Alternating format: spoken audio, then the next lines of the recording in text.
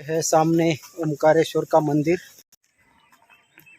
नदी के उस पार की पहाड़ी पर जो आपको दिख रहा है वो है गुप्त काशी। और अभी हम इस जगह पे खड़े हैं, ये है ऊखीमठ। ये दोनों भी बहुत बड़े गांव है, यानी दोनों शहर है। और इन दोनों को मिलने वाला जो रास्ता है वो रोड का रास्ता है 15 किलोमीटर का। और हम पैदल रास्ते से आए, वो ज़्यादा से ज़्यादा 3.5 या 4 किलोमीटर के आसपास होगा। जब आप रोड के रास्ते से आते हो तो यहाँ से ये जाता है मंदिर के तरफ रास्ता। और अब हम इस तरफ चलते हैं चोपता की तरफ। ये यहाँ पे मध्य महेश्वर जाने के लिए यहाँ से एक रास्ता जाता है। यहाँ से 40 किलोमीटर के अंतर पर है महेश्वर मंदिर। और नीचे उतरने के लिए यहाँ से 62 किलोमीटर है केदारनाथ।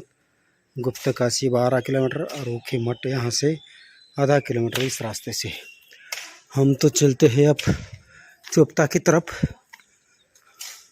यहाँ से चोपता 29 किलोमीटर है। ये ऊखीमठ का एरिया आता है। तो हम अभी निकलते हैं चोपता की तरफ।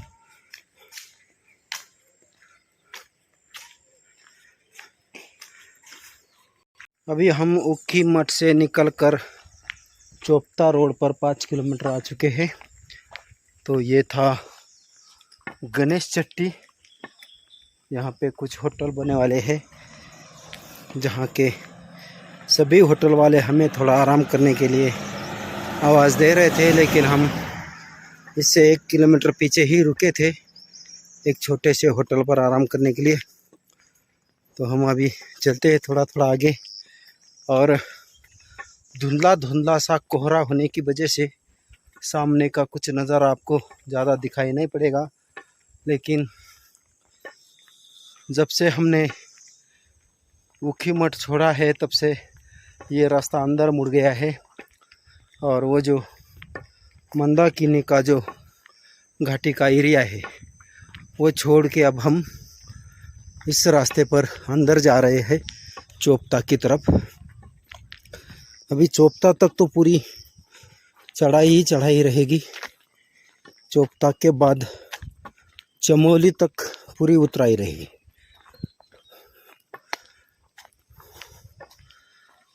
ये अभी धुंधला सा कोहरा होने की वजह से आपको कैमरे में कुछ दिखाई नहीं देगा ज़्यादा।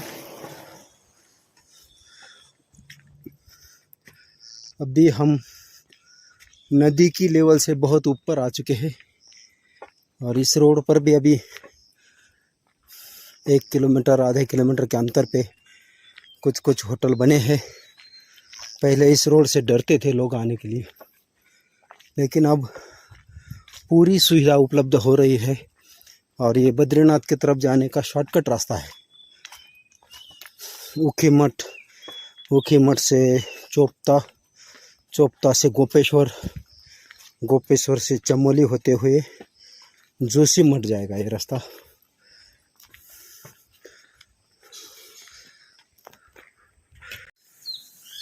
अभी दोपहर के 2:45 हो चुके हैं। हमने ये जो पीछे होटल दिख रही है वहाँ पे थोड़ा सा रेस्ट किया। अब चल दिए आगे। 10-15 मिनट रुके थे वहाँ पे।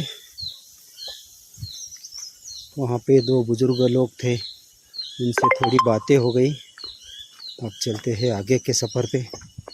यहाँ से कम 8-10 किलोमीटर के आसपास आज रात का कोई व्यवस्था देख लेंगे किसी गांव में या किसी होटल में। उसके बाद तो फिर जंगल चालू होने वाला है, तो हमें उससे पहले ही रुकना पड़ेगा।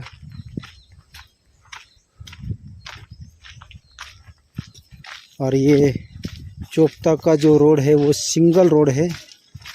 इससे ट्रैफिक भी बहुत कम रहती है, क्योंकि बद्रीनाथ जाने वाली छोटी गाड़ियाँ बस इस रास्ते से आती है, बड़ी गाड़ी वाले इस रास्ते से नहीं आते। हम 4:15 के आसपास ताला गांव पहुंचे थे। तब थोड़े आसमान में बादल जमा हो रहे थे और गड़गड़ाहट हो रहा था। तो वहाँ पे लोगों से हमने पूछा तो बोले 2-3 किलोमीटर पे आगे व्यवस्था हो सकती है रहने की।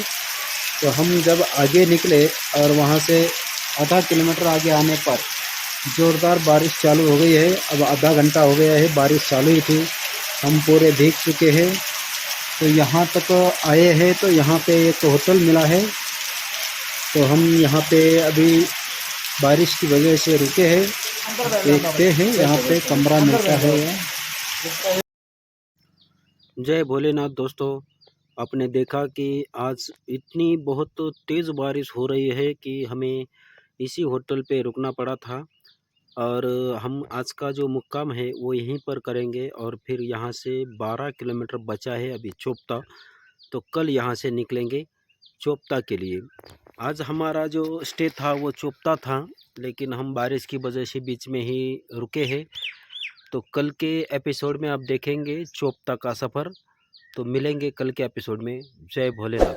हमारे चैनल को अभी तक आपने सब्सक्राइब नहीं किया है तो प्लीज़ सब्सक्राइब करिए, लाइक करिए और शेयर करिए।